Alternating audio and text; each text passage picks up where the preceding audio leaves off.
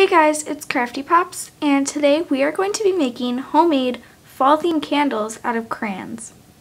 The only thing you'll want to know before starting this tutorial is that in it I explain how to melt your crayons in Dixie cups like these. You'll want to make sure to keep a very close eye on it because one of mine burned just a tiny bit at the bottom. So just be safe, and the wax can get really hot, so just be careful when you're melting your crayons in here. And if it makes you feel better, you can have parent supervision. That might help too. But that's it. So what you want to get started with this project are some crayons, and the amount of crayons you need depends on how big or small your glass jar is. Mine's fairly large, so I'm going to be using a lot of crayons. You'll of course want a glass jar to put the candle in. Please make sure it's glass and not plastic so that it doesn't melt when you burn your candle.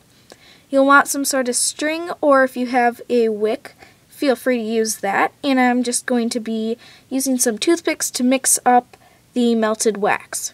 For my crayons, I just grabbed some of my favorite fall colors, and what you're going to be doing is just unpeeling the wrapper on all your crayons, and this should be pretty easy, so go ahead and do that to all the crayons that you will be using for now.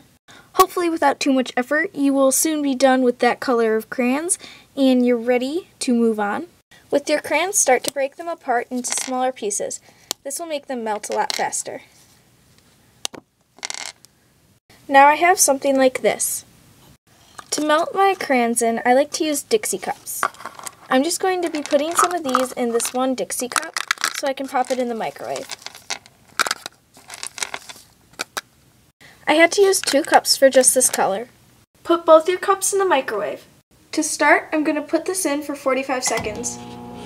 When you first take them out, they'll be warm but not melty. Repeat this process until they start to melt. Soon it'll get about to this point where it's pretty watery, so just keep stirring and soon you have some candle making material. If your cup starts getting a little hot, just put it in another. Soon your wax will be melted. Make sure to stir it so that it's all one color.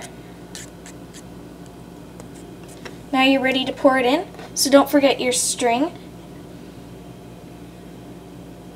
Put your string in like I just did, and we're just going to pour in the wax. Once you poured it, you can go ahead and throw away your cup.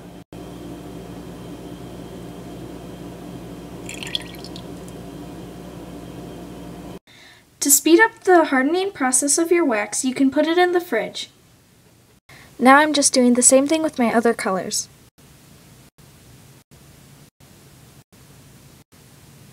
The next color I chose to use was yellow, and that's where I decided to stop. I only filled my jar about this much, but you can fill it all the way to the top if you'd like. And another thing you can do is take this candle out and you can use it that way when it's not in the jar, but I'm just going to stop here. Don't forget to cut your wick down to size. You'll want it about 1/4 of an inch long.